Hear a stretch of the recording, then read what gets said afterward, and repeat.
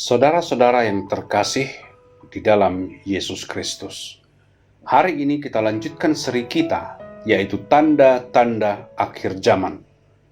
Kita melihat tanda-tanda yang sangat jelas. Dalam 2 Timotius pasal 3 ayat 2, kita sudah bahas di antaranya, mencintai diri kita sendiri. Akan seperti itu. Yang kedua, budak uang. Kemudian banyak membual, sombong. Hari ini kita akan lihat tanda yang kelima, yaitu pemfitnah. Di masa lalu, ketika ada orang yang memfitnah orang lain, kita biasanya akan menghentikan orang itu. Dan apabila mereka tertangkap sedang memfitnah orang lain, apa yang terjadi adalah mereka akan malu. Sekarang ini situasinya sangat berbeda. Alkitab telah mengatakan akan ada banyak pemfitnah di akhir zaman. Di media sosial kita melihat begitu banyak fitnah.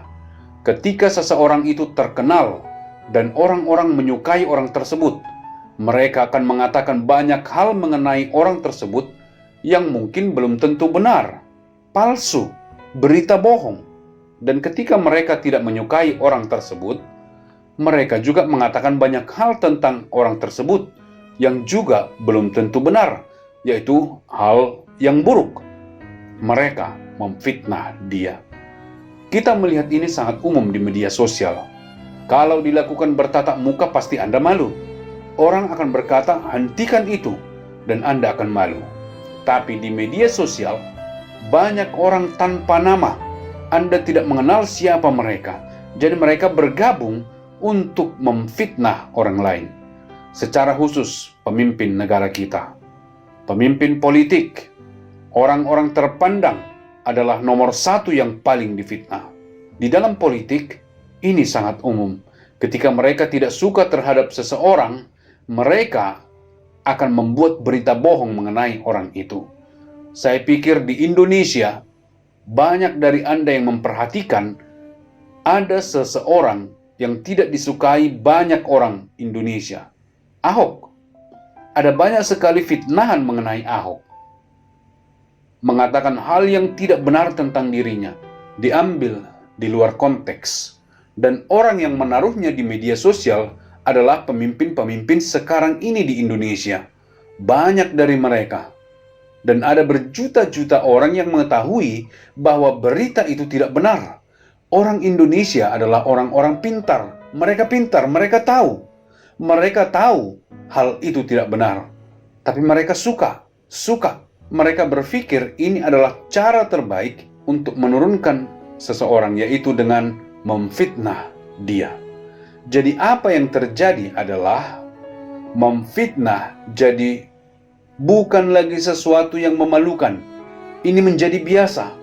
Sesuatu yang dipakai oleh pemimpin tinggi, orang yang kita pandang.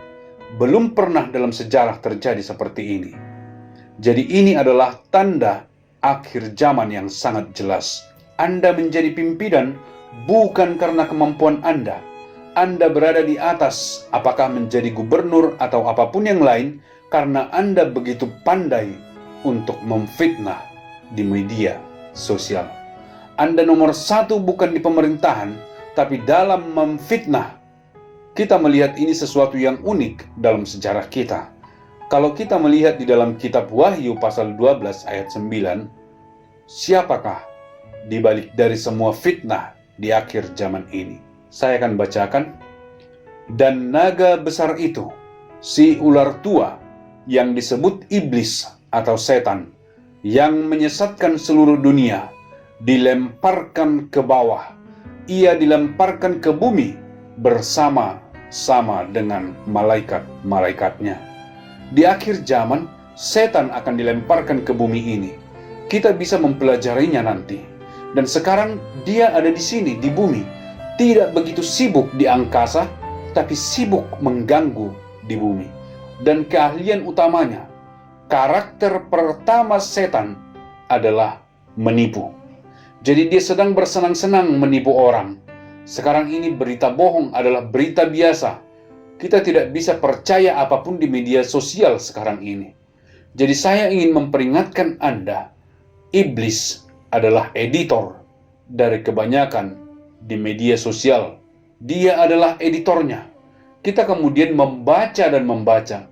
Kita lupa, dia sekarang editornya. Namanya adalah setan. Dan dia mengedit kebanyakan dari yang kita baca. Jadi saya ingin memperingatkan Anda. Tolong, hati-hatilah dengan apa yang Anda baca. Selalu periksa sumbernya. Kalau Anda minum, pasti dari sumber yang bersih. Jangan pergi ke sumber mana saja dan minum. Anda mungkin akan meninggal. Jangan pergi ke sungai asalan saja dan minum. Periksa airnya. Periksa sumbernya. Kalau kita mulai memfitnah orang, tidak akan lama lagi kita akan lanjutkan dengan memfitnah Tuhan. Mengatakan hal tentang Tuhan yang biasanya tidak kita katakan. Sangat lazim orang sekarang ini, orang mengatakan hal-hal buruk tentang orang lain. Hal-hal yang tidak benar terhadap orang lain. Sekalipun kita tahu itu tidak benar. Tidak lama lagi, kita akan mulai mengatakan hal-hal yang tidak benar tentang Tuhan. Jadi tolong, berhati-hatilah mengenai dosa ini. Sekalipun Anda melihatnya di mana-mana di sekitar Anda sebagai orang Kristen, hati-hati akan apa yang Anda minum, bukan untuk perut, tetapi ke dalam pikiran. Jadi, media sosial bukanlah sumber yang baik, tetapi Alkitab. Pastikan Anda mengenal Alkitab Anda. Dan ketika orang berbicara kepada Anda, mereka berbicara dari Alkitab. Itulah cara satu-satunya. Itulah sumber kebenaran yang paling aman. Di dalam Yohanes pasal 17 ayat 17, saya ingin Anda periksa sendiri. Alkitab berkata, "Firman-Mu adalah kebenaran." Tuhan memberkati Anda.